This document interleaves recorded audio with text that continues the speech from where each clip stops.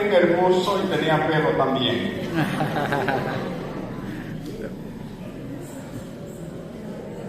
En esta mañana queremos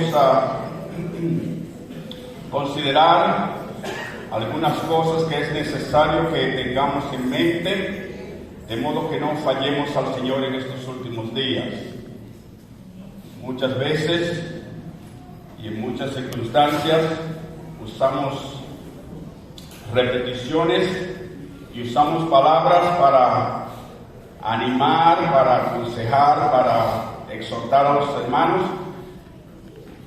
Una cosa sí queremos entender, hermanos, que estamos en los últimos días, pero esto es una frase que hemos oído por 30 años, ¿correcto? Lo que es distinto en esta ocasión es esto, queridos hermanos, tenemos que entender, hemos entrado al séptimo milenio de la creación.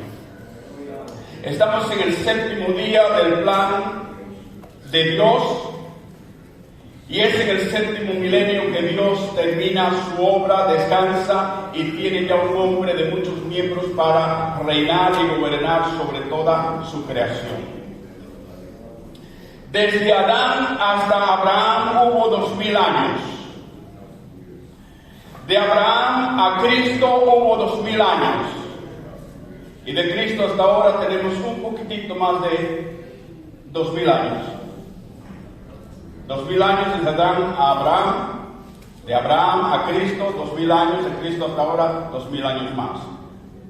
Entonces, técnicamente hemos entrado al séptimo día de la creación. Lo sabemos porque la Escritura nos dice que el día comienza en la noche y termina al amanecer. Entonces estamos en la noche del séptimo día y lo próximo que vamos a ver es el alumbrar, el iluminarse del reino de Dios establecido en plenitud. Ay, hermano Nelson, pero que esto lo hemos oído muchas veces. Saben, hermanos, que Dios no hace las cosas como nosotros. Él trabaja de una manera que muchas veces no podemos entender y es para mantenernos dependiendo de su espíritu. Note algo muy importante. Cuando la piedra fue cortada del monte en el libro de Daniel, dice que se hizo un monte que llenó toda la tierra, ¿correcto? Históricamente, Dios introdujo a su Hijo en el tiempo en que ¿cómo se dice? Estos romanos, los que gobernaban Roma, ¿cómo eran los romanos? Pero los emperadores. Gracias. Los emperadores romanos estaban en el lugar en que Dios ya había preparado todo. Y note que como cuando Dios introduce al unigénito, al Rey de Reyes, en este mundo, Dios comienza hay un nuevo principio, hay un reino que Dios está estableciendo, pero los judíos no se percataban, no estaban conscientes, no habían realizado lo que Dios estaba haciendo. De toda la nación judía, el sumo sacerdote, los sacerdotes que le seguían, nadie se daba cuenta de lo que Dios estaba haciendo. Espiritualmente estaban adormecidos, no entendían nada. 3 magos del oriente, que ni siquiera eran judíos, estaban conscientes de lo que Dios estaba haciendo. Simeón y Ana estaban conscientes de lo que Dios estaba haciendo. Y los pastores, por cuanto los ángeles le avisaron acerca de lo que estaba aconteciendo, se dieron cuenta de lo que Dios estaba haciendo, ¿correcto? Pero toda la nación judía, incluyendo la jerarquía, no entendía absolutamente nada. Seguían con sus ritos, sus ceremonias, sus sacrificios, y no fue sino hasta 70 años después de Dios haber llevado al Rey de Reyes a su trono, que se dieron cuenta cuando los romanos destruyeron el templo y se dieron cuenta que no tenían nada. Lo que quiero decir es esto, queridos hermanos. Dios interpola, así es que se dice, interpola lo que Él hace muchas veces para que no nos demos cuenta. Así que Dios establece el reino o comienza el reino y nadie en la nación judía se da cuenta sino hasta 70 años después. Entonces vamos a entender, estamos en una edad, en un tiempo muy crítico en que Dios va a terminar lo que comenzó hace un tiempecito y lo va a terminar y nos está invitando para que nosotros seamos partes, para que nosotros seamos esos que estén a la cabeza de esto que Dios está haciendo en estos últimos días. Dios es espíritu omnisciente, omnipotente y omnipresente. Y Dios no mora en tiempo o en espacio como nosotros. Sin embargo, porque Dios está tratando con nosotros, que somos gentes finitas, Dios establece tiempos y sazones en los cuales Él obra, y nosotros somos invitados a ser colaboradores con Dios. Entonces, hay tiempos predeterminados por Dios en que Él va a lograr o a hacer llevar algo a cabo, y nosotros tenemos una invitación en estos últimos días para ser partes integrantes de lo que Dios está haciendo. Vamos a comenzar en nuestra travesía por la Biblia en el libro de Hebreos capítulo 2 y verso 5. Hebreos capítulo 2 y verso 5. Lo que estoy tomando es agua con vitamina C, no vayan a pensar otra cosa. Hebreos capítulo 2, verso 5.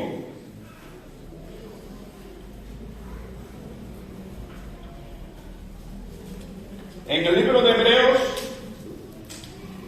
el apóstol Pablo, creemos que escribió el libro de Hebreos, bajo una tremenda unción del Espíritu Santo, nos hace ver lo que estaba en el corazón de Dios desde antes de Dios crear todo el universo. En Hebreos capítulo 2 y verso 5, Pablo dice: porque no sujetó a los ángeles el mundo venidero acerca del cual estamos hablando.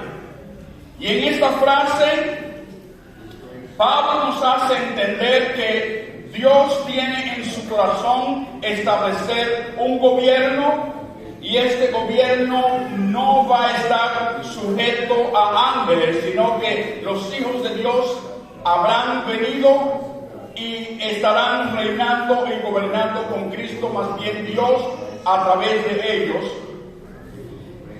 Nos hace entender desde antes de la creación del mundo.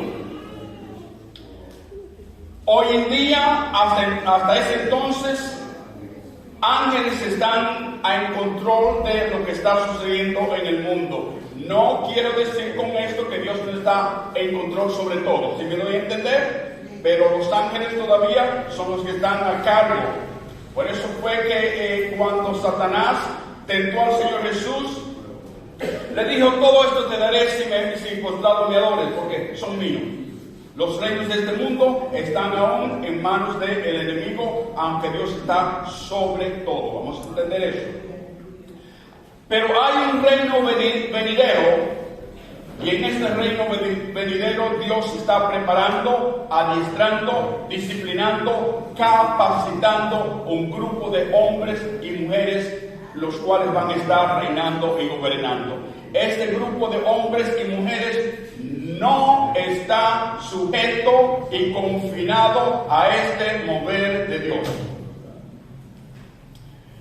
Este grupo de hombres y mujeres viene desde el justo Abel, y han estado esperando por nosotros, y a través de toda esta tierra Dios tiene un pueblo que ha traído a un lugar en el Espíritu. Les está enseñando, les está despertando, les está preparando para ser parte de esta nube de testigos que en estos últimos días ese hijo varón que va a estar reinando y gobernando con Cristo. En el capítulo 6 de Hebreos comenzamos nuestra travesía en el verso primero. Hebreos capítulo 6 y verso primero. Hebreos capítulo 6 y verso primero dice de esta manera: por tanto, dejando ya los rudimentos de la doctrina de Cristo, vamos adelante a la perfección, no echando otra vez el fundamento del arrepentimiento de obras muertas, de la fe en Dios, de la doctrina de bautismos, de la imposición de manos, de la resurrección de los muertos y del juicio eterno. Está hablando de 6 doctrinas principales en las cuales ha estado navegando la iglesia por más de 2000 años. Y estas 6 doctrinas principales ha venido a ser un estancamiento, no solamente en estos días, sino que en esos días en que Pablo amonesta al pueblo y le dice: vamos adelante, vamos a salir de los rudimentos y vamos a edificar sobre los fundamentos, vamos adelante a la perfección. Pablo añade: y esto haremos si Dios en verdad lo permite. ¿Por qué decía esto Pablo? Verso 4 dice: porque es imposible que los que una vez fueron iluminados y gustaron del don celestial y fueron hechos partícipes del Espíritu Santo, y asimismo gustaron de la buena palabra de Dios y de los poderes del siglo venidero, y recayeron. La versión correcta dice: si recayeren, sean otra vez renovados para arrepentimiento, crucificando de nuevo para sí mismos al Hijo de Dios y exponiéndole a vituperio, porque la tierra que bebe la lluvia, que muchas veces cae sobre ella, y produce hierba provechosa para aquellos por los cuales es labrada, recibe bendición de Dios. Pero la que produce espinos y abrojos es reprobada, está próxima a ser maldecida, y su fin es ser quemada. Cuando Pablo escribe esto, está usando de una fuerte alegoría se dice, ¿verdad? Una fuerte alegoría que es un cuadro espiritual para nosotros entender las verdades que el Espíritu Santo nos quiere hacer entender. Al principio yo no entendía ni papa, buscaba y muchas veces cometemos este error cuando leemos las Escrituras. Nos concentramos en la letra de la palabra y venimos a estar borrachos con vino, cuando la Biblia dice: no os emborrachéis con vino, en lo cual hay disolución, mas sed llenos que del Espíritu Santo. Y por eso muy bien la Biblia nos dice que la letra mata, pero el Espíritu que es el que vivifica. Hay 2 principios en Dios que sería muy bueno que nosotros estuviésemos conscientes de estos 2 principios. Si me permiten, en el libro de Salmos, capítulo 36, creo es, Salmos, capítulo 36, les diré el verso ahora. Sí.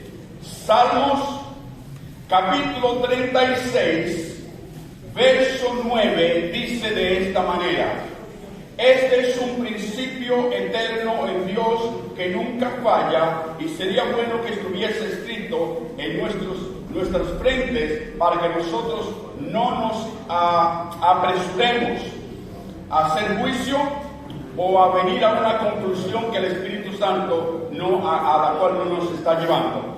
Verso 9 dice: porque contigo está el manantial de la vida, en tu luz veremos la luz. Lo que significa que si la luz de Dios no está sobre nosotros, no podemos ver la luz. Somos ciegos. Amén. En tu luz veremos la luz. Hay otro principio en el libro de Job, capítulo 34,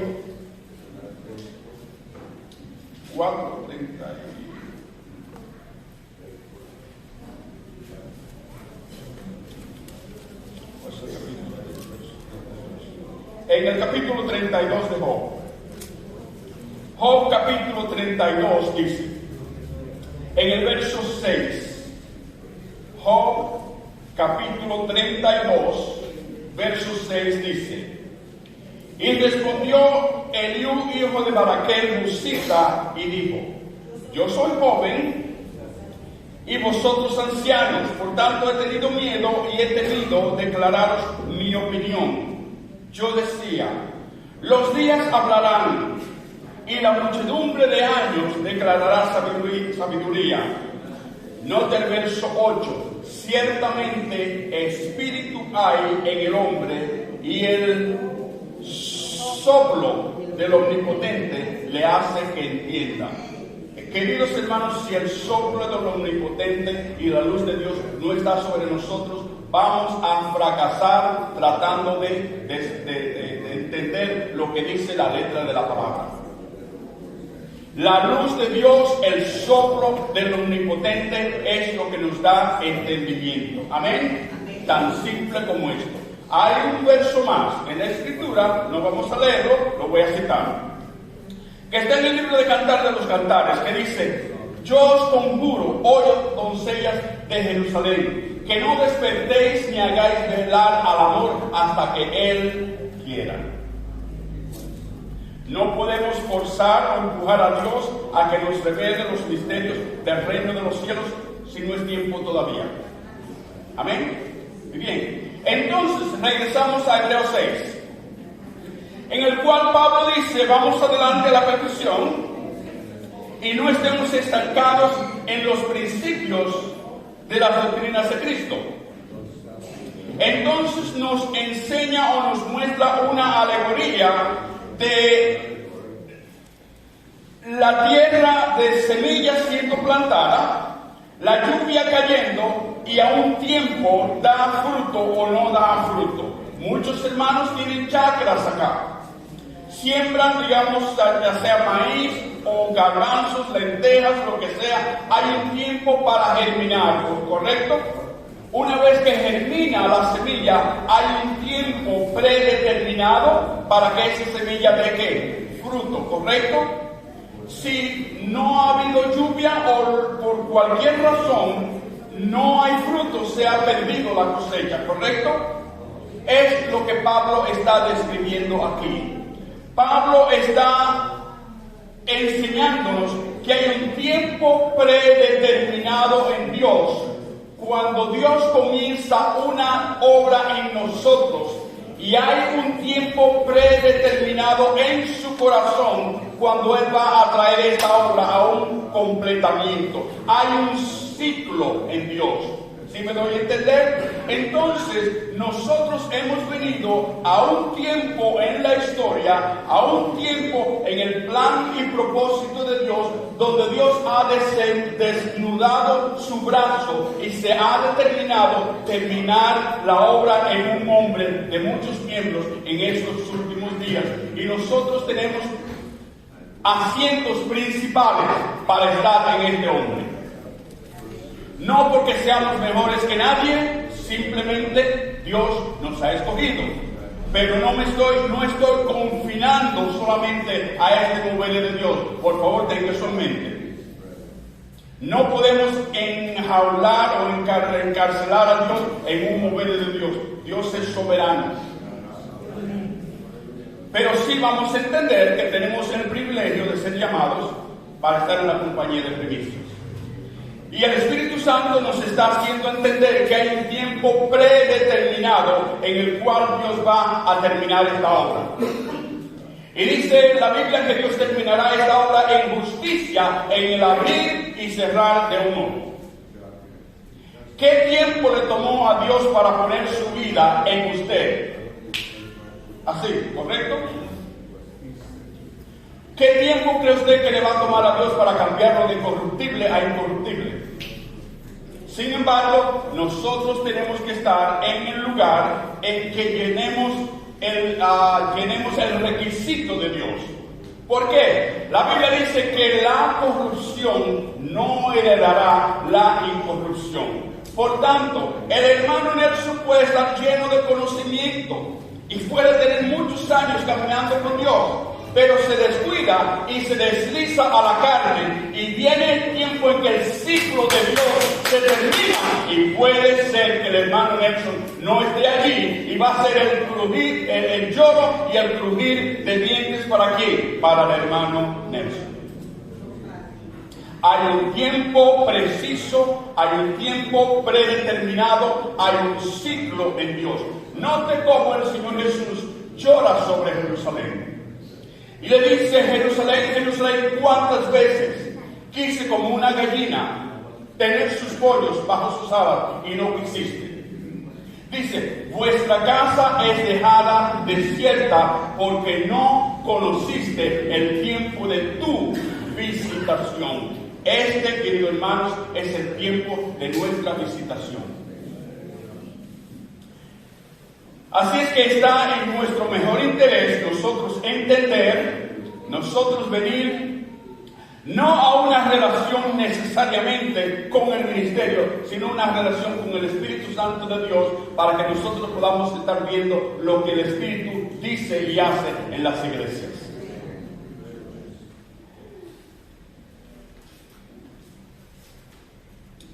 Al estar nosotros en los últimos días, al estar nosotros en este tiempo en que Dios va a terminar su obra en justicia, al Espíritu Santo darnos entendimiento de lo que Dios está haciendo, lo que está aconteciendo y todo lo que Dios va a hacer, la Biblia nos amonesta, nos hace entender claramente que estamos no solamente en los últimos días, y que todo lo que Dios ha hecho hasta ahora ha sido para darnos un ejemplo, para advertirnos, para hacernos entender que estemos conscientes de lo que está sucediendo y lo que Dios va a hacer. En Primera de Corintios capítulo 10, Primera de Corintios capítulo 10 nos dice la Escritura. Y resumiendo lo que hemos estado diciendo, hay un ciclo, hay un tiempo predeterminado por Dios. Hubo una ocasión, un día en que Dios sembró la semilla de su vida en nosotros.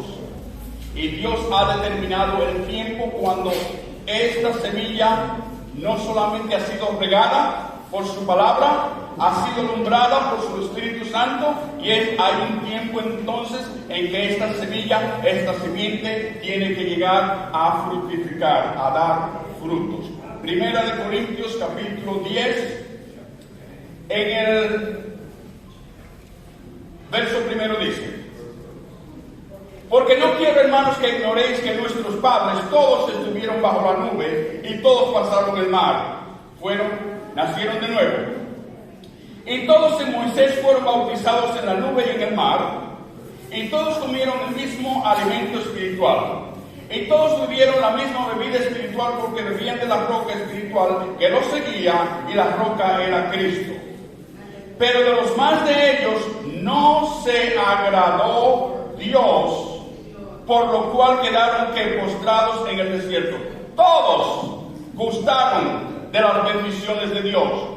Sin embargo, de la mayoría de ellos, Dios no se agradó y quedaron postrados en el desierto, no entraron a la tierra prometida. Verso 6 dice: mas estas cosas sucedieron como ejemplos para nosotros, para que no codiciemos cosas malas como ellos codiciaron, ni seáis idólatras como algunos de ellos. Según está escrito: se sentó el pueblo a comer y a beber, y se levantó a jugar. Se sentó el pueblo a estar en las convenciones, a gustar de las revelaciones de Dios, pero fue negligente en caminar en el Espíritu y mantenerse en el Espíritu. Ni forniquemos como algunos de ellos fornicaron y cayeron en un día 23,000. Ni tentemos al Señor como también algunos de ellos le tentaron y perecieron por las serpientes. Ni murmuréis como algunos de ellos murmuraron y perecieron por el destructor. Verso 11.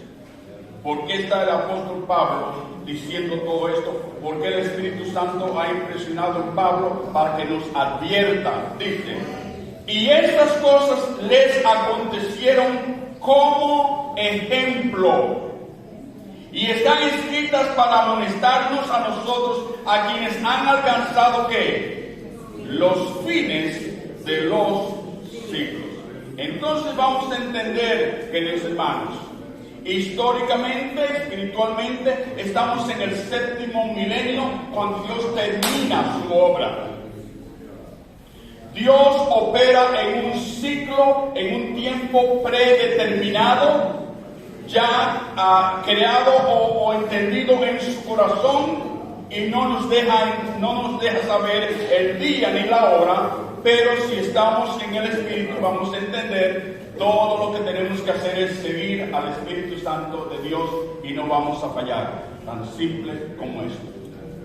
Si yo le fallo a Dios es porque yo opto, es porque yo quiero, es porque yo decido no seguir caminando y obedeciendo al Espíritu Santo de Dios, pero no porque vamos a fallar por falta de instrucción. En Marcos capítulo 13, estando en los últimos días, queremos entender o queremos ver algunas cosas que están aconteciendo y acontecerán en estos últimos días. En Marcos capítulo 13, comenzando en el verso 22. Marcos capítulo 13, verso 22 nos dice de esta manera. Marcos capítulo 13, verso 22.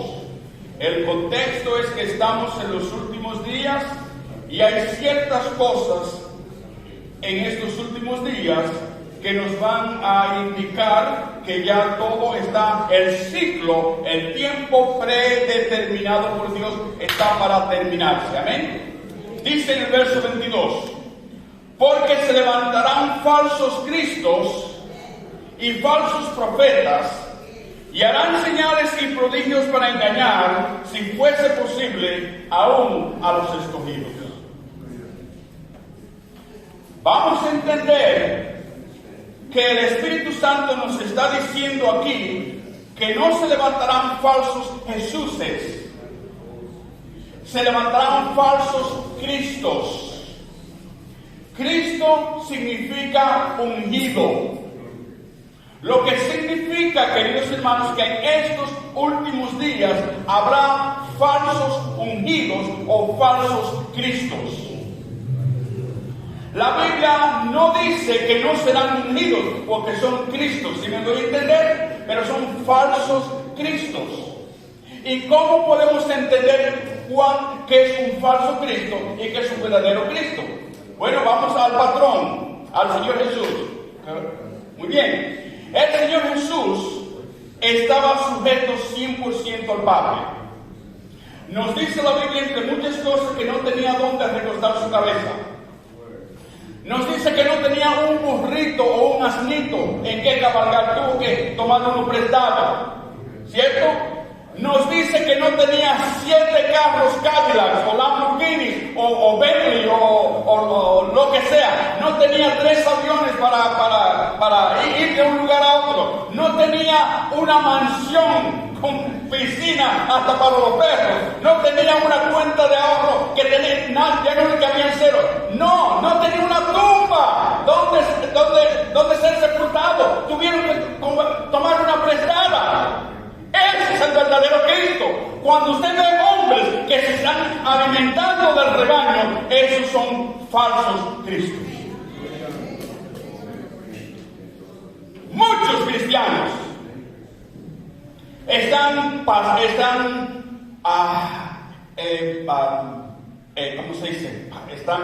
maravillados de todos estos milagros y todas estas señales y todo esto que está aconteciendo en el reino de los cielos. Queridos hermanos, la Biblia dice que si fuese posible, aún los escogidos serían que engañados. ¿Sabe por qué los escogidos no van a ser engañados? Porque usted estará oyendo del Espíritu Santo de Dios.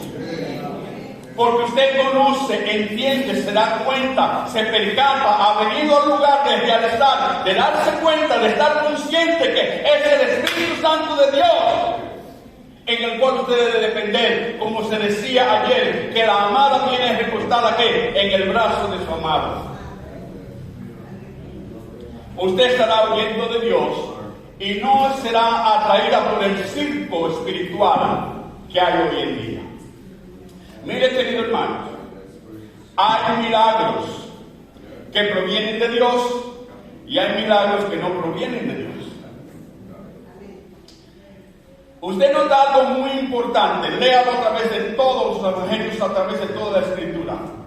Alguien venía para que el Señor Jesús orara sobre ellos. El Señor Jesús no ponía un show o un espectáculo. ¿Cuál es la palabra para show? Un show, un espectáculo. Hay estos evangelistas que ponen 10 personas ahí así. Eso es un show. Eso es un show. El Señor Jesús no hacía tal cosa. Al contrario decía, mira, no se lo diga a nadie, ¿correcto? Cuando un milagro o una señal ocurre, proviene de dos fuentes, o de Dios o del enemigo. ¿Y cómo lo sabemos? Si ustedes van conmigo a la corte de Faraón, ¿qué hizo Moisés en la corte de Faraón? Hizo milagros, ¿correcto? ¿Qué hicieron los magos? Replicaron los milagros, ¿correcto? Muy bien. Otro ejemplo.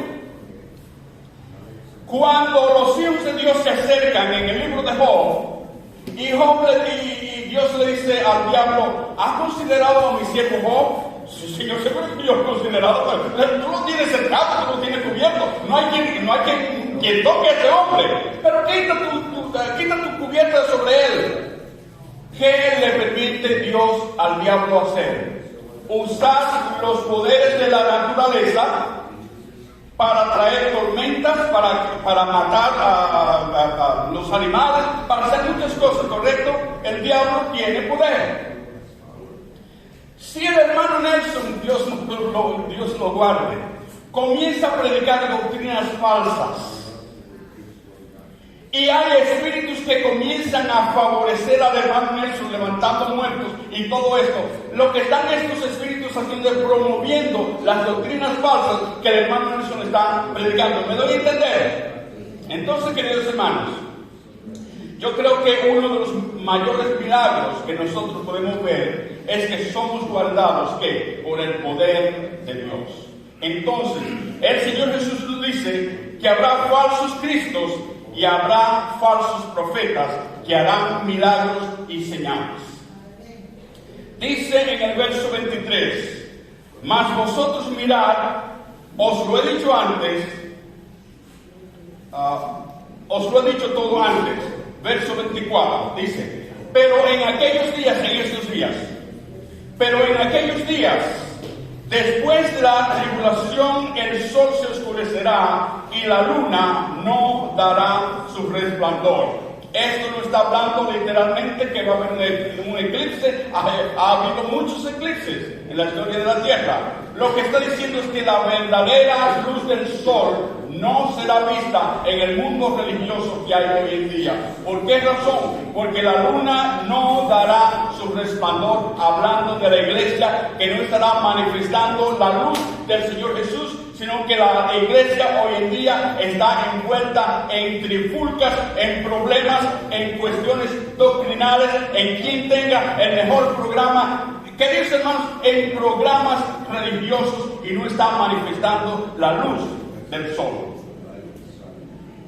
Dice también que las estrellas caerán del cielo, significando que grandes hombres de Dios que han morado o han estado en el Espíritu por un tiempo, dice que vendrán a un nivel de la carne y comenzarán a predicar un evangelio social, comenzarán a predicar acerca del rapto, a que el pueblo se va al cielo. Queridos hermanos, el Señor Jesús dijo el cielo y la tierra pasarán. Entonces, ¿a dónde se quieren ir si el cielo va a pasar? ¿Me doy a entender? Si el cielo va a pasar con gran estruendo, ¿dónde se quieren ir? Yo no quiero irme al cielo, queridos hermanos. Yo no quiero irme al cielo. Cuando usted está en el Espíritu, usted está en los cielos de Dios. Cuando usted está en el Espíritu, usted está en los cielos de Dios. No significa que hemos llegado a la incorrupción, si me doy a entender, pero estamos en los cielos. Cuando usted profetiza, usted está profetizando en los cielos de Dios.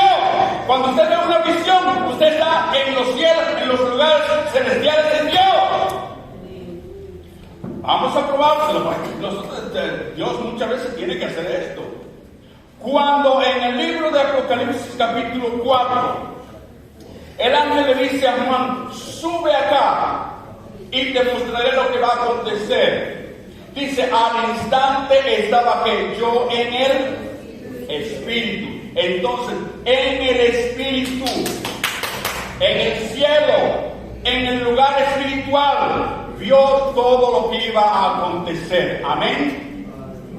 Bien. Dice que las estrellas caerán del cielo y las potencias que están en los cielos serán conmovidas. Verso 26. Entonces verán al Hijo del Hombre que vendrá en las nubes con poder y gran gloria. Nosotros somos estas nubes. Verso 27. Y entonces enviará a sus ángeles y juntará a sus escogidos. ¿De dónde? 4 vientos, no del mover de Dios, queridos hermanos. Queremos despertarlo del mover de Dios. Queremos que usted tenga una íntima comunión con el Señor, no con el mover de Dios. De los 4 ángulos de la tierra, desde el extremo de la tierra, y entonces enviará a sus ángeles y juntará a sus escogidos. ¿Dónde están? De los 4 vientos, desde el extremo de la tierra hasta el extremo del cielo. Allí están los escogidos.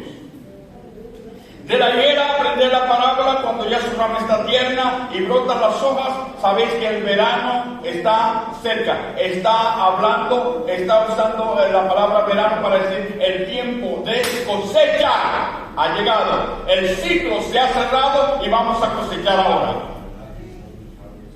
Sigue diciendo: así también vosotros, verso 29, cuando veáis que suceden estas cosas, conoced que está cerca a las puertas. De cierto os digo que no pasará esta generación hasta que todo esto acontezca. Y aquí tenemos un grave problema. Dice que no pasará esta generación hasta que todo esto acontezca. ¿Qué significa que no pasará esta generación hasta que todo esto acontezca? ¿Qué tiempo designa una generación? ¿30? ¿40 años? Si esto es así, entonces todo lo que estamos leyendo aquí es mentira. Ya todo ha acontecido y hemos fallado. Y por eso, queridos hermanos, que no podemos emborracharnos con el vino de la palabra, sino ser llenos del Espíritu Santo.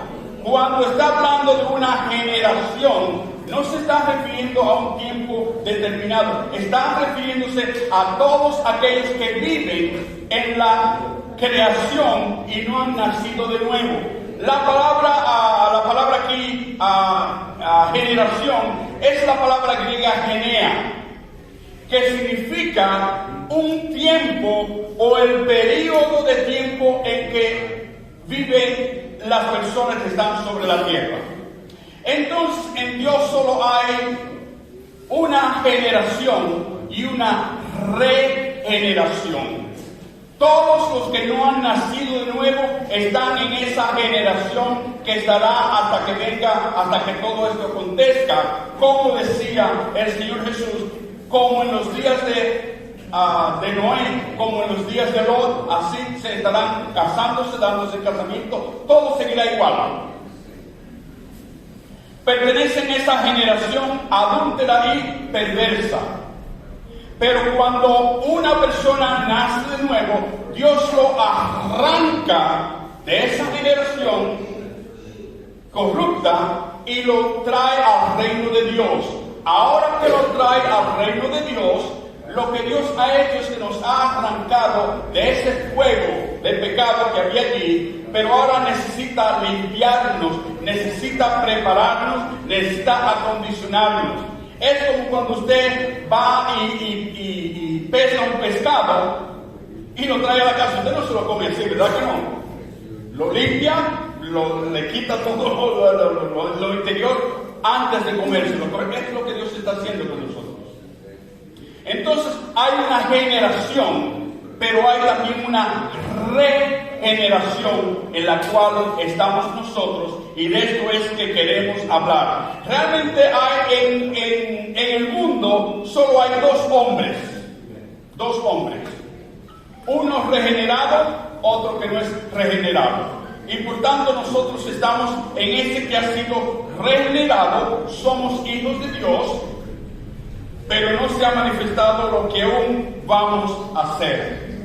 En Mateo capítulo 19, comenzando en el verso 24. Mateo capítulo 19, verso 24.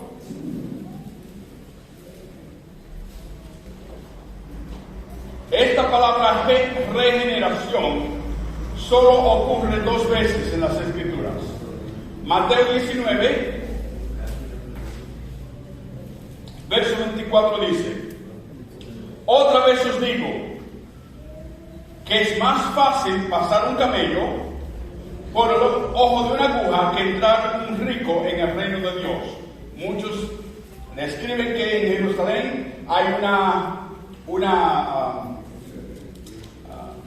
una puerta que se llama la puerta del camello o la puerta del ojo de la aguja, y que un camello no cae. Lo que el Señor Jesús está diciendo aquí es que es muy difícil un rico entrar en el reino de los cielos porque está confiando en sus riquezas. Verso 25. Sus discípulos, oyendo esto, se asombraron en gran manera, diciendo: ¿quién pues podrá ser salvo? Y mirándolos Jesús les dijo: para los hombres esto es imposible, mas para Dios todo es posible. Entonces, respondiendo Pedro, le dijo: he aquí, nosotros lo hemos dejado todo y te hemos seguido. ¿Qué pues tendremos? Note cuidadosamente la respuesta del Señor Jesús. Le dice: y Jesús les dijo: de cierto os digo que en la regeneración, cuando el Hijo del Hombre se siente en el trono de su gloria, vosotros que me habéis seguido, también os sentaréis sobre 12 tronos para juzgar a las 12 tribus de Israel. El Señor Jesús está describiendo el proceso por el cual Dios está llevando a una compañía de hijos en una regeneración, en una creación. Una vez más, así es, tomando el ejemplo, usted pesca un pez. Lo próximo que hace, bueno, es un pescado, una vez que lo pesca, lo limpia, correcto, le saca todas las entrañas, correcto. ¿Qué cree usted que Dios está haciendo con nosotros? La Biblia dice que Dios no comparte su gloria con nadie. Si Él me va a llenar de la plenitud de su vida, de la plenitud de su gloria, tiene que sacar, arrancar, desarraigar, fulminar todo lo que hay en mí. Porque la carne y la sangre no puede que heredar el reino de los cielos. Entonces, eso es lo que Dios está haciendo, queridos hermanos. Y note cómo Dios no lo está haciendo él solo. Dice: toma tu cruz y sígueme, dame tu mano, trabaja conmigo, sé colaborador conmigo, siendo un sacrificio vivo, agradable, voluntario a Dios. Amén. Entonces, dice el Señor Jesús, en la regeneración, cuando haya terminado el ciclo, el tiempo predeterminado por Dios para terminar la obra en nosotros, en la regeneración, cuando todo termine y el Hijo del Hombre se siente en el trono de su gloria, ustedes que me han seguido, no que se estancaron, ustedes que me han seguido en la regeneración, cuando el ciclo se cierre, cuando todo termine, os sentaréis en 12 tronos juzgando en 12 tronos juzgando a las 12 tribus de Israel. Entonces, en este proceso es que nos encontramos. En este proceso es que nos encontramos. Pablo casi se desgañitaba, es que se dice. Pablo casi se desgañitaba diciendo, ustedes deberían ser maestros. Vamos adelante a la perfección. Y esto recién Dios lo permite, porque están ahí sentados y no quieren hacer nada. Están abrazando 6 doctrinas principales y creen que todo eso es lo que hay en Dios. Vamos a la perfección si Dios lo permite. Es imposible que, ya que Dios le ha dado todo y ustedes no quieren seguir adelante, pues va a tomar un milagro de Dios o un trueno de Dios para que ustedes despierten. Así que, queridos hermanos, estamos en esta regeneración de Dios, en la cual el Espíritu Santo nos está llevando línea tras línea, precepto tras precepto, de gloria en gloria, hasta el fin, cuando Dios termine todo. Esta palabra regeneración la encontramos también en el libro de Tito, capítulo 3. Tito, capítulo 3. Dice de esta manera. Tito, capítulo 3, verso 3.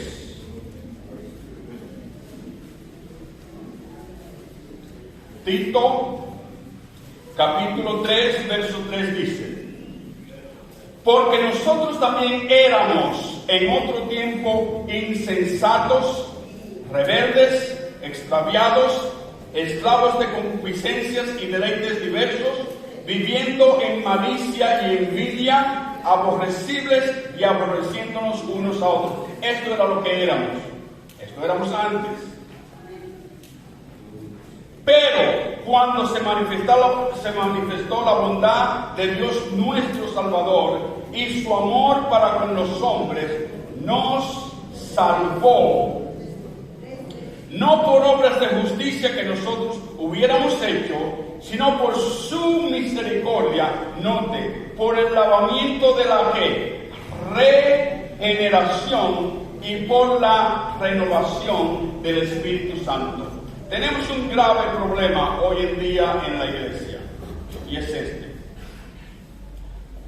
Como los hebreos en aquel entonces, la mayoría del pueblo de Dios está estancado. Está estancado y no quiere caminar y están descansando en los laureles de lo que hizo Jesús, siendo negligentes en lo que ellos tienen que hacer. Por eso el apóstol Pablo dice en Filipenses: obra en tu salvación con temor y temblor. Con temor y temblor. Mire qué sucede. En la Escritura hay por lo menos 4 palabras que describen salvo, salvación, salvar. En el Viejo Testamento es Yeshua. En el Nuevo Testamento es la palabra sozo o soteria. La palabra sozo, soteria, Yeshua, denota o significa salvar, librar, ayudar, preservar, sanar. Pero no dice exactamente vida eterna, es una ayuda temporal. ¿Sí me doy a entender? No estoy quitándole la salvación a nadie, somos salvos, amén. Pero aún no tenemos una salvación eterna, porque la Biblia nos dice que el Señor Jesús es autor de eterna salvación para todos aquellos que le obedecen. ¿Me doy a entender? Note cómo el Señor decía a través del hermano David de Gloria. Dice: esta es la vida eterna, que te conozcan, que tengan una íntima relación y vengan a estar fundidos contigo en una sola naturaleza. Esa es la vida eterna. Cuando yo fui salvo, mira lo que sucedió cuando usted y yo fuimos salvos. Fuimos ayudados por Dios. En 1 de Pedro, capítulo 1 y verso 18, esto es lo que sucedió con nosotros. 1 de Pedro, sí, capítulo 1, verso 18.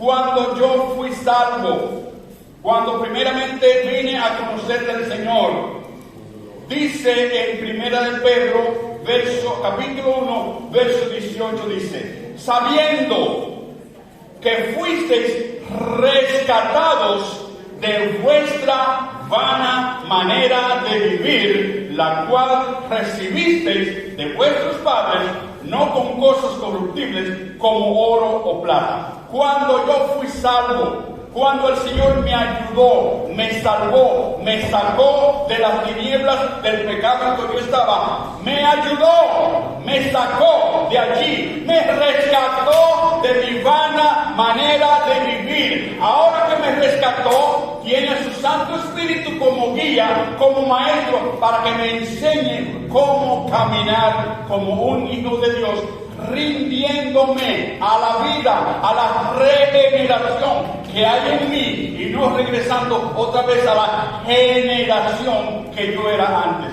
¿Sí entendemos? Entonces, vamos a entender, no quiero confundir, somos salvos. ¿Me doy a entender? Pero Dios no ha terminado aún la obra de regeneración en nosotros. Estamos en el proceso. ¿Sí me doy a entender? Este proceso conlleva un ciclo, un tiempo predeterminado en Dios que solo Él sabe. Hay muchos hermanos que tienen hasta pesadillas por lo que está sucediendo en estos últimos días. Que la bestia, que el anticristo, que la marca de la bestia, que yo no me preocupo por nada de esto, hermano. Con sinceridad que no me preocupo. Lo que yo tengo que estar, lo que usted y yo tenemos que estar concentrados es en oír al Espíritu Santo de Dios y caminar en Dios cada día. Y Él se encargará de los restos. No, hermano, que yo no me pongo la vacuna porque ahí tiene el chip y es la marca de la bestia, que es disparate de ella. Yo tengo las dos vacunas. O por lo menos tengo dos. La marca de la bestia, tal vez en algún lugar pongan un tatuaje a alguien. Yo no creo que la gente sea tan tonta como para dejarse tatuar y cosas así. Hermano, ya yo tengo la marca de la bestia. Ya usted tiene la marca de la bestia. Todos tenemos la marca de la bestia. Ay, hermano, no me ofenda. Hermanos, ¿qué somos nosotros? Pertenecemos al reino animal, ¿correcto? Somos animales racionales, pero somos animales aún. La marca de la bestia está en nosotros. Dios ahora en la regeneración está quitando, desarrollando, fulminando, sacando de nosotros la marca de la bestia que somos nosotros. Me encantó cuando la hermana Maribel estaba en San Marcos hablando de las 7 palabras. Creo que la primera es: Padre, perdónalo porque no saben lo que hacen. No era que estaba pretendiendo, no, era una naturaleza que había en él. No quería represalia, no quería una venganza, no. Padre, perdónalo, no saben lo que hacen. Y es lo que Dios está obrando en nosotros, está quitando, está desarrollando la marca de la bestia que ya está en nosotros. Cuando usted camina en el Espíritu, está caminando en la naturaleza de Dios. Cuando camino en la carne, ¿qué cree que estoy manifestando? La bestia que soy. Nelson Amaury Robles, 666. ¿Cree que yo estoy preocupado por eso? No, querido hermano, siempre que yo ando en el Espíritu, no tengo ningún problema. Entonces, note que somos, regresando a Tito, dice en el verso 5, nos salvó, nos ayudó, nos trajo al redil, nos trajo a su reino. Ahora que estamos en su reino, sigue el proceso de regeneración, renovación, cambio. Nos salvó no por obras de justicia que nosotros hubiéramos hecho, sino por su misericordia, por el lavamiento de la regeneración y la renovación en el Espíritu Santo. Para que usted vea que el hermano Nelson no le está diciendo mentira, vamos a Jeremías capítulo 31 y verso 27. Jeremías 31 y verso 27.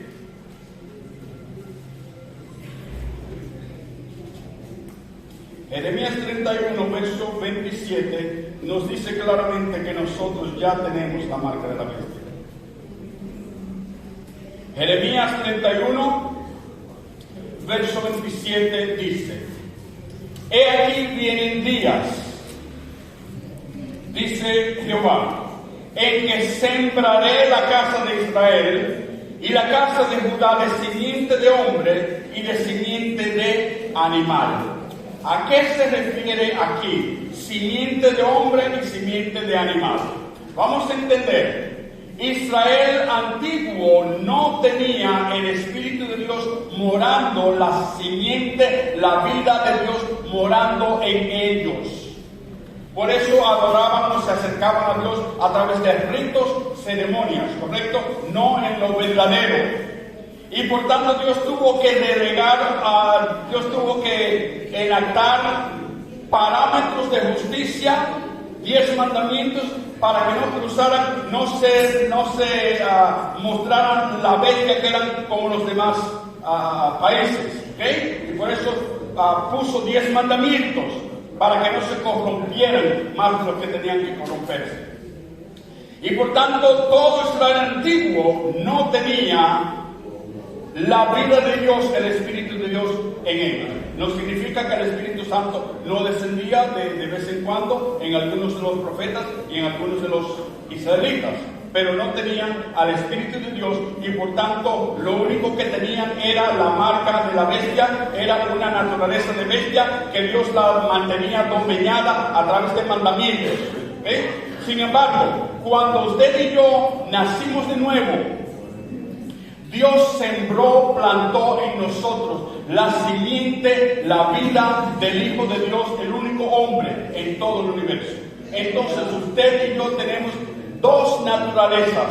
La naturaleza de bestia, que es la vieja generación que Dios quiere erradicar de nosotros, pero tenemos la regeneración, la vida de Dios, en la cual Dios ahora quiere que nosotros caminemos. Por eso la Biblia dice que Ismael no existe delante de Dios. Ismael tipifica a nuestra vieja naturaleza.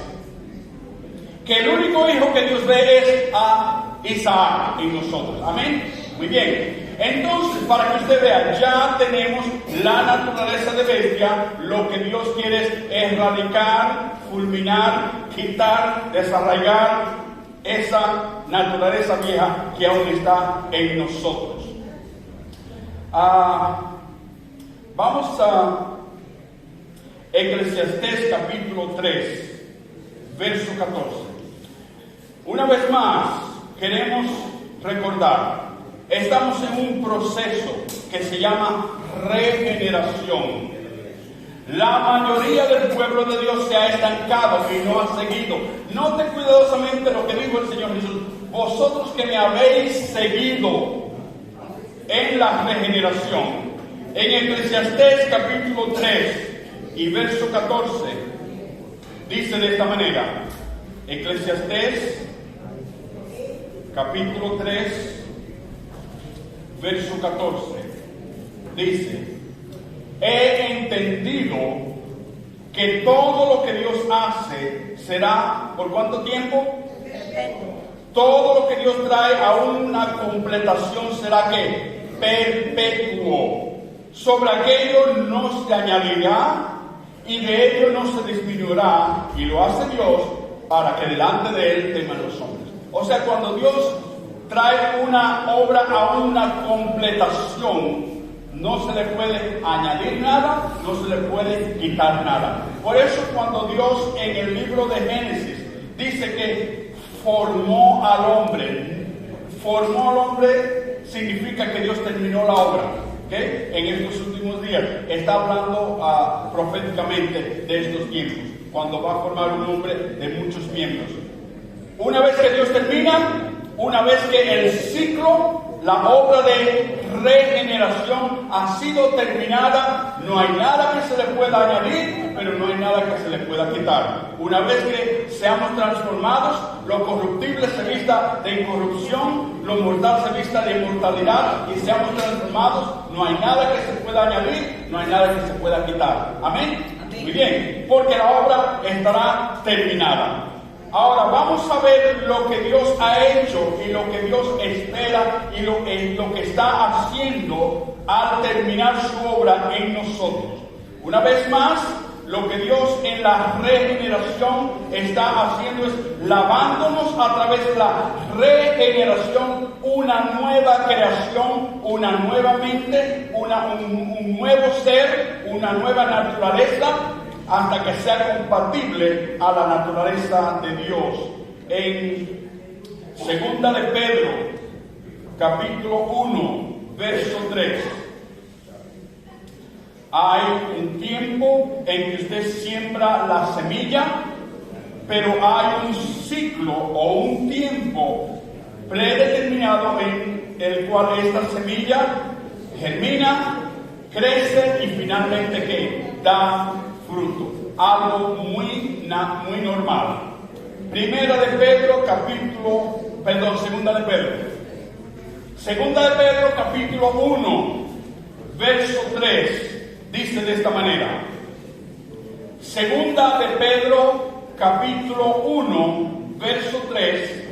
Como todas las cosas, no algunas, todas las cosas que pertenecen a la vida y a la piedad, nos han sido dadas por su divino poder, mediante el conocimiento acerca de aquel, es que dice hermana Gabriela, acerca del conocimiento de aquel, no acerca de aquel. Nos dice que es una íntima relación, ¿correcto? Como todas las cosas que pertenecen a la vida y a la piedad, nos han sido dadas por su divino poder, mediante el conocimiento de aquel, no acerca de aquel, no porque usted oiga de los predicadores, sino porque usted oiga de parte de Dios, esa íntima comunión. Conocimiento de aquel que nos llamó por su gloria y excelencia, por medio de las cuales, las cosas que nos ha dado preciosas y grandísimas promesas. ¿Con qué fin? Para que por ellas llegases a ser ¿qué? Participantes o ser parte de la naturaleza divina, habiendo huido de la corrupción que ha herido el mundo a causa de la concupiscencia. O sea que aquí tenemos que Dios ha dicho: hijo, yo he puesto todo lo que es mi naturaleza en ti. En una semilla le he puesto. Por eso que el Señor Jesús dice: si el grano de trigo, presentamos un grano de trigo, cae a la tierra y pierde su identidad, queda solo. Pero si germina, va a traer una gran cosecha. Entonces, queridos hermanos, todas las promesas de Dios están en nosotros, y nos dice la Biblia que todas las promesas de Él son que sí y amén. Dios tiene una compañía en estos últimos días en quienes está terminando una obra de regeneración. Nosotros tenemos la bendita oportunidad de ser parte de esos a quienes Dios ha llamado. Y al Dios habernos llamado, no solamente ha alumbrado sobre nosotros, sino que por su Santo Espíritu nos está revelando los misterios del reino de los cielos. y nos ha invitado para ser parte de una compañía de primicias, los primeros que lleguen a la medida de la estatura de la plenitud de Cristo y estén en la primera resurrección. Lo que vemos a través de las Escrituras, conforme al plan y propósito de Dios, es que solamente el 10% de todo el campo de trigo de Dios va a estar en la compañía de primicia. Solo el 10%. ¿Cómo lo sabemos? Vamos, hermanos, a Isaías, capítulo 6, y vamos a ver proféticamente lo que iba a suceder y está sucediendo en la iglesia, cómo todo va a terminar en estos últimos días. En el capítulo 6 del libro de Isaías, la Escritura nos da una vista panorámica de todo lo que va a estar ocurriendo en estos últimos días, la condición de la iglesia y lo que Dios va a llevar a cabo en estos últimos días. Isaías capítulo 6, comenzando en el verso 8.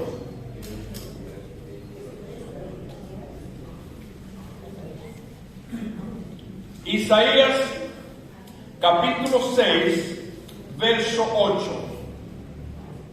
Dice: después oí la voz del Señor que decía: ¿a quién enviaré? ¿Y quién irá por nosotros? Entonces respondí yo: heme aquí, envíame a mí. Verso 9. Y dijo: anda y di a este pueblo. ¿A cuál pueblo se está refiriendo? ¿A los filisteos? ¿A los amonitas? ¿O a su pueblo? A su pueblo. Amén. Muy bien. Y dijo: anda y di a este pueblo: oíd bien y no entendáis, ved por cierto, mas no comprendáis. Engruesa el corazón o endurece el corazón de este pueblo, y agrava sus oídos, y ciega sus ojos, para que no vea con sus ojos, ni oiga con sus oídos, ni su corazón entienda, ni se convierta, y haya para él sanidad. Y yo dije: esto tiene que ser del diablo, esto no puede ser Dios. ¿Cómo es que Dios va a enviar un profeta a su pueblo para que no vea, para que no oiga y no entienda y no se salve? Tiene que ser el diablo, no puede ser Dios. No, queridos hermanos, tan raro como aparezca, Dios envía un profeta o Dios envía profetas a su pueblo, pero la mayoría del pueblo de Dios está gloriándose en los laureles de lo que logró el Señor Jesús y siendo negligentes a lo que ellos tienen que hacer. Note que hay 10 vírgenes, 5 prudentes, 5 insensatas. Se oye la voz: he aquí viene el esposo, ¿correcto? Las 10 vírgenes, toda la iglesia, no solamente el mover de Dios, toda la iglesia tiene lámpara, son salvas, pero hay 5 que no tienen aceite. Permítame presentar cuál es el aceite. En el Salmo 141, Salmo 141, creo que es el 141. ¿Cuál es ese famoso aceite? En el Salmo 141, verso 5. Y permítanme usar al hermano Eliezer como carnal. ¿Está bien, hermano Eliezer? Salmo 141, verso 5 dice: que el justo me castigue será un favor, y que me reprenda será un excelente bálsamo aceite, dice otra versión. Y ese es el cuadro, queridos hermanos. Dios ha llamado a Eliezer. Dios ha llamado a cada uno de nosotros. Y se supone que tengamos ese aceite de una íntima comunión con el Señor.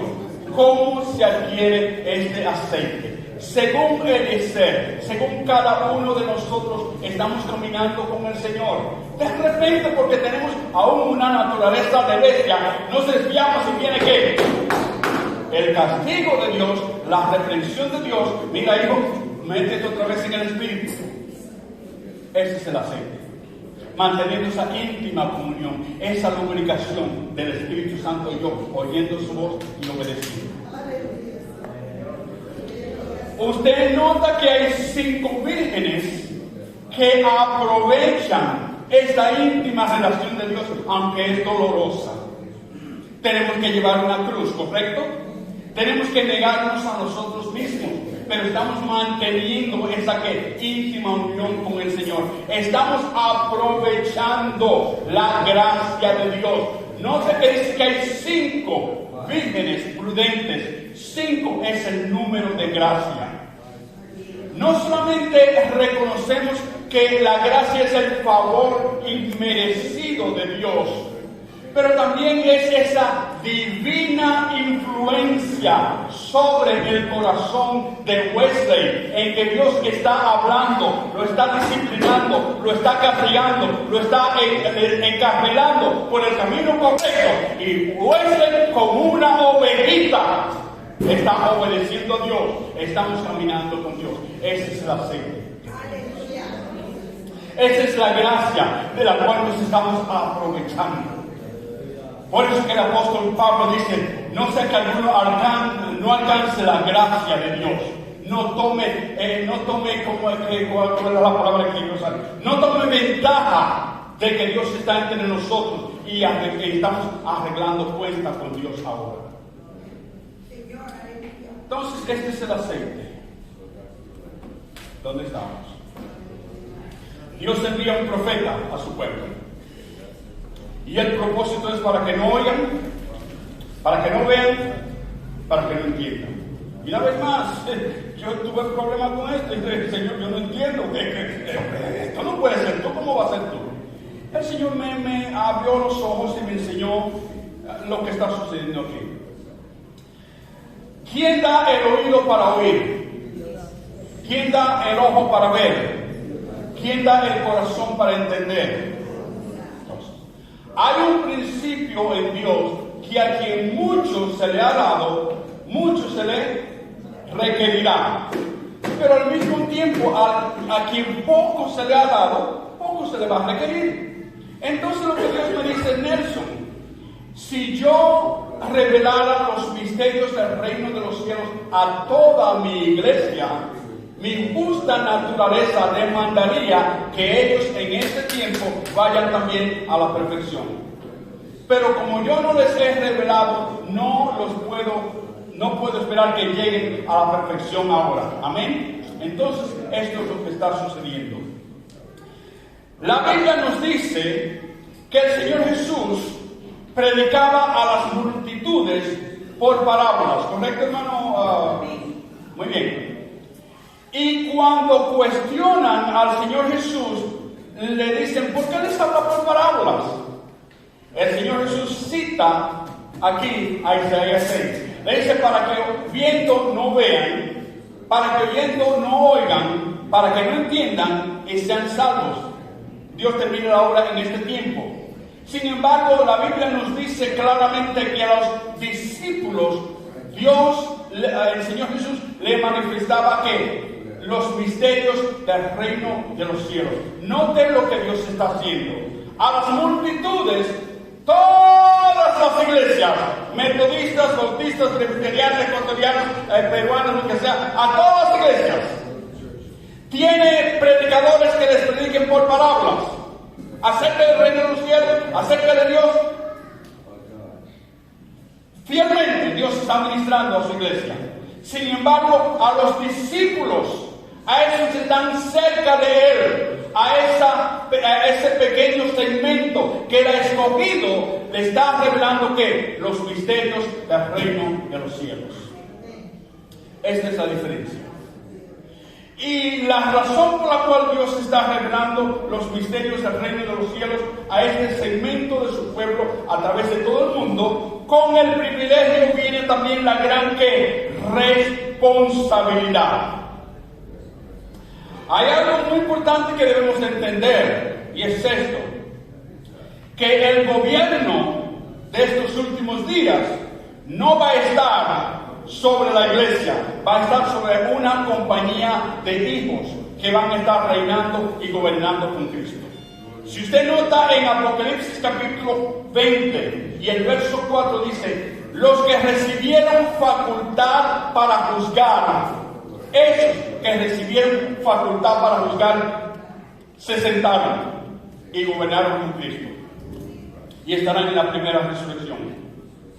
Y yo entiendo muy cabalmente que cuando la Biblia dice que vamos a reinar y a gobernar, no es que el hermano Nelson va a estar sentado en una silla y dice tú a él, no, simplemente vamos a estar en la manifestación de la naturaleza de Dios en plenitud. Vamos a caminar de modo que nuestros hermanos puedan ver el ejemplo en nosotros. Amén. Vamos a animarles, vamos a ser ejemplo a ellos. Muy bien, entonces aquí es donde estamos. Dios envió un profeta, está hablando en estos últimos días a su iglesia, pero Dios no les ha dado ojos para ver, oídos para oír, corazón para entender. Y Dios no está demandando de la iglesia pentecostal o la iglesia metodista o la iglesia bautista, no está demandando que vayan a la perfección ahora, sino van a estar en la segunda resurrección, cuando un grupo de hombres y mujeres se levante en estos últimos días y ellos puedan ser el diezmo, los que alimenten a toda la iglesia y diverten a toda la creación de Dios. Verso 10. Engruesa el corazón de este pueblo y agrava sus oídos y ciega sus ojos para que no vean con sus ojos, ni oigan con sus oídos, ni su corazón entienda, ni se convierta y haya para él sanidad. Y yo dije: ¿hasta cuándo, Señor? ¿Hasta cuándo va a persistir esto en la iglesia? No van a oír, no van a ver, no van a entender.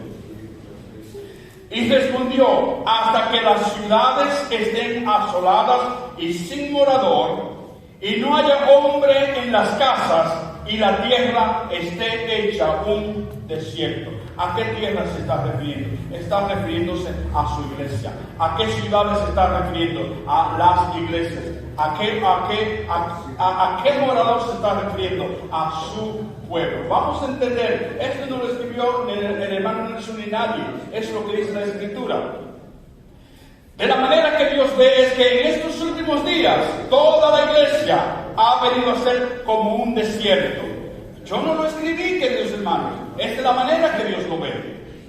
Esto no significa que usted va, por ejemplo, de aquí a Piuria y hay desierto. No significa que usted no ve arbustos verdes. Lo que significa que aún se predica en muchos lugares el nacer de nuevo, y gloria al Señor por eso. Pero Dios no puede depositar el gobierno del reino venidero a una iglesia que todavía está en pañales. ¿Sí me doy a entender? Eso es lo que significa. No están listos. No están listos. En los Estados Unidos hay muchos predicadores que tienen mega iglesias, tienen 20,000 personas, pero no están listos para reinar y gobernar con Cristo. Son niños espirituales. ¿Sí me doy a entender? Entonces, esta es la condición en que se encuentra la iglesia en general. Verso 12 dice: hasta que Jehová haya echado lejos a los hombres y multiplicado los lugares abandonados en medio de la tierra. Lo que significa que no todo el mundo estará oyendo lo que ustedes están oyendo hoy en día, de ir a la perfección, de estar en la compañía de primicias, de reinar y gobernar con Cristo. No todos estarán oyendo esto. Hay muchos que están predicando que va a haber un tremendo avivamiento, en que universalmente va a haber tal avivamiento que Hillary Clinton se va a convertir en los Estados Unidos, y Donald Trump y Fujimori y Kim Jong-un y Xu Yan, Los dos. Amén. Ojalá sucediera eso. No, queridos hermanos, no va a haber un gran avivamiento. Lo que la Biblia nos enseña es que en estos últimos días va a haber una gran apostasía. ¿Correcto? Inclusive estamos viéndolo en medio de nosotros. Antes en las convenciones teníamos 1,200 personas. Hoy en día si tenemos 200 es demasiado. Una gran apostasía es lo que va a haber y está sucediendo en estos últimos días. Esto no significa, por ejemplo, que en una ciudad en Perú no haya un gran avivamiento. ¿Sí me doy a entender? O en Tanzania, o en Ucrania, o en algún lugar. No significa que no haya avivamiento, pero que no va a haber un avivamiento total de toda la iglesia. Lo que va a haber es una gran apostasía. Ahora note el verso 13, que es el verso en que vemos la gloria de Dios siendo manifestada. En el verso 13 dice de esta manera: y si quedare en ella, refiriéndose a la tierra, a la iglesia, ¿correcto? Amén. Y si quedare en ella la 10ª parte, en otra versión lo que dice es, y quedará en ella la 10ª parte. Y esta volverá. ¿Va a volver de dónde? Pues estaba igual que los demás. Dios nos ha arrancado de ese sistema religioso, queridos hermanos. Entonces, dice que la 10ª parte volverá, pero será destruida. En otra versión dice, será comida. Pero como el roble y la encina, que al ser cortados, aún queda en él el tronco, así será el tronco, la simiente santa. Lo que Dios está diciendo es esto. En estos últimos días, la iglesia en general será como un desierto. No significa que no haya arbustos de vida, pero será como un desierto. Pero en la iglesia habrá el diezmo. El 10% pertenece a Dios. Yo no tengo absolutamente ningún problema que usted dé el diezmo, el 20, el 30, el 40, no seamos tacaños ni mezquinos. Vamos a dar para la obra de Dios, pero el diezmo tipifica un grupo de hombres y mujeres a quienes Dios ha reservado para sí mismos en estos últimos días, en medio de una gran desolación en la iglesia. ¿Cómo lo sabemos?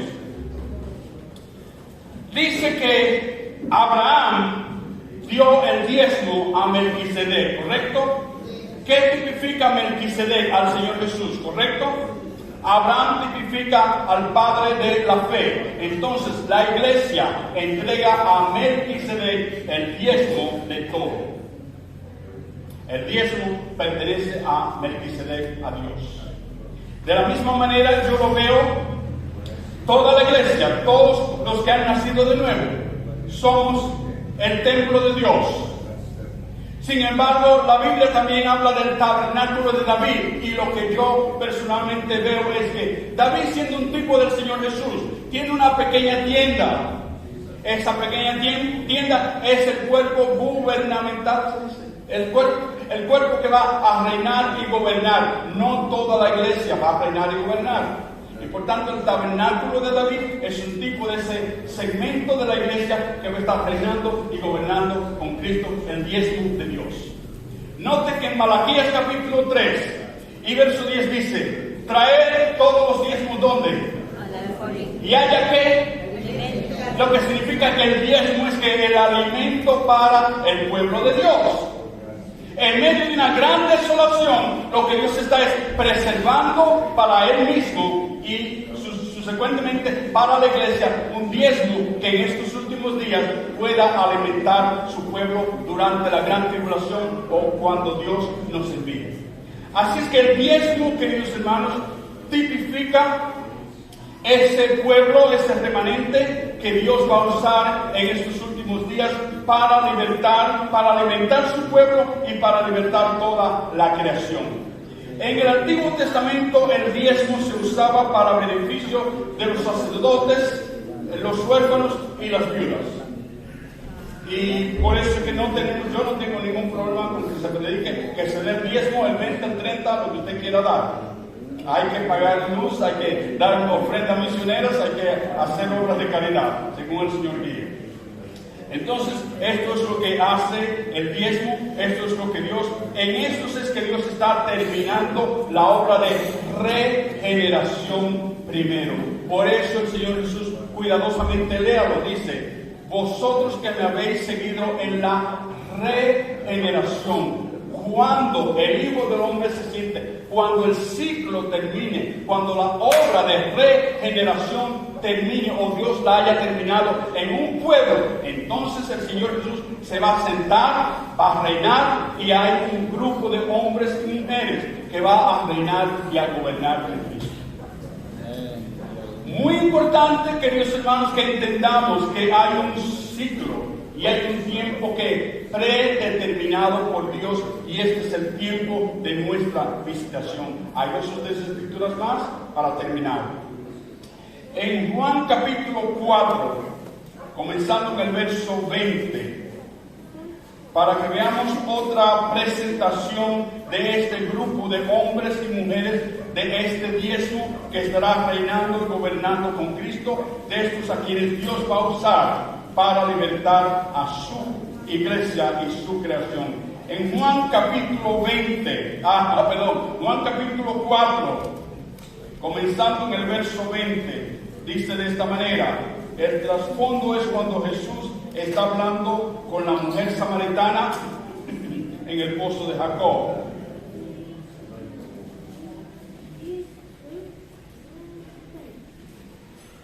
Y en el verso 20 la mujer se pone bastante religiosa y le dice al Señor Jesús: nuestros padres adoraron en este monte, y vosotros decís que en Jerusalén es el lugar donde se debe adorar. Jesús le dijo: mujer, créeme que la hora viene cuando ni en este monte ni en Jerusalén adoraréis al Padre. Vosotros adoráis lo que no sabéis, nosotros adoramos lo que sabemos, porque la salvación viene de los judíos. Una vez más, usted podría ponerse bastante legalista y jurar y perjurar y decir que está refiriéndose a los judíos naturales, ni lo quiera Dios, ni lo mande Dios. No, hermanos, no se está refiriendo a los judíos naturales. A través de todo el Viejo Testamento hay tipos y sombras, y estos tipos y sombras no es lo verdadero, sino es tipo y sombra. Solamente un tipo y sombra, no lo verdadero. En Romanos capítulo 2 y versos 28 y 29 nos dice, Pablo nos describe sin ninguna ambigüedad qué es o quién es un verdadero judío. Dice en Romanos capítulo 2, verso 28. ¿Están despiertos, hermanos? Bien. Hermano Augusto, ¿todo bien? Bien. Muy bien, muy bien. Romanos capítulo 2 y verso 28, Pablo nos describe sin ninguna ambigüedad qué o quién es un verdadero judío. Dice, pues no es judío el que lo es exteriormente, porque su padre era hijo del sumo sacerdote, o porque vivía en Jerusalén, vivía en la ciudad de Sion. No es un verdadero judío el que lo es exteriormente, por sangre, por linaje, por cultura, por lo que sea. No es un verdadero judío el que lo es exteriormente. Ni es la circuncisión la que se hace exteriormente en la carne. En este simple verso, Pablo enciende una luz que abraza todo el Viejo Testamento y nos hace ver claramente que la circuncisión y el judío natural era solamente un tipo y una sombra de lo verdadero. Entonces, en el verso 29 nos dice, sino que es judío el que lo es en lo interior, y la circuncisión es la del corazón en espíritu, no en letra, la alabanza del cual no viene de los hombres, sino de quién, de Dios. Entonces, Cuando Dios haya terminado la regeneración en nuestras vidas, haya extirpado, desarraigado, quitado, fulminado, qué sé yo, todo lo que no es de su naturaleza, como dice el Señor Jesús, toda planta que no plantó mi Padre Celestial será que desarraigada. Cuando Dios haya terminado la obra de circuncisión en nuestras vidas, usted tendrá un verdadero judío, una compañía de verdaderos judíos. Y sobre esta compañía de verdaderos judíos está la salvación del mundo. Aquí es donde estamos, queridos hermanos. Aquí es donde hemos llegado. Y está en nuestro mejor interés nosotros entender que hay un tiempo, hay un ciclo, hay un tiempo predeterminado por Dios en que Él va a terminar esta obra. El Señor Jesús nos dice, los rasgos, los destellos del fin del siglo están en que vendrán falsos cristos y falsos profetas, que estamos viendo a cada día. Dos últimas escrituras.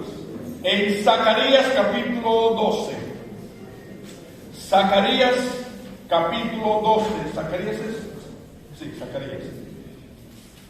Zacarías capítulo 12 y versos 7 o 9, algo así. Verso 7. Zacarías capítulo 12 y verso 7 dice de esta manera. Zacarías capítulo 12, verso 7 dice: y librará o salvará, es la misma palabra, y librará Jehová las tiendas de Judá primero. Lo primero, o lo que Dios va a terminar primero, es salvando, trayendo una completa salvación a las tiendas de Judá, esos que van a estar reinando y gobernando con Cristo. ¿Con qué propósito? Para que la gloria de la casa de David y del habitante de Jerusalén no se engrandezca sobre Judá. Dios salvará y está salvando a los judíos primero, o esa tienda, las tiendas de Judá, a ese remanente, a ese diezmo que es para alimentar a todas las naciones. Una vez que Dios haya completado, terminado, acabado, cerrado el ciclo, y esta compañía de primicias esté en resurrección, entonces veamos en Ezequiel capítulo 43 y verso 10 lo que Dios entonces hará. Ezequiel capítulo 43 y verso 10. Es menester que Dios termine la obra de regeneración en las tiendas de Judá, en una compañía de primicias, una vez que Dios haya terminado, completado, traído a un final su obra de regeneración y su Hijo se siente en el trono de su gloria. Entonces esta compañía estará sentada en 12 tronos también, juzgando la casa de Israel, toda la iglesia. Dice en el verso 10 de Ezequiel 43: tú, hijo de hombre, muestra a la casa de Israel, a toda la iglesia, esta casa, y avergüéncese de sus pecados y miran el diseño de ella. Lo que Dios está diciendo es: una vez que yo termine mi obra de regeneración en una compañía de primicias, en el diezmo que yo voy a usar para alimentar toda mi casa, ellos estarán sentados sobre 12 tronos, juzgando toda la casa de Israel con sus vidas, con sus ejemplos, con la administración, ayudando a que el resto de la cosecha venga a una segunda resurrección. Amén. Este es el plan y propósito de Dios. Esto es lo que vemos y es lo que Dios está haciendo en estos últimos días. Dios le bendiga.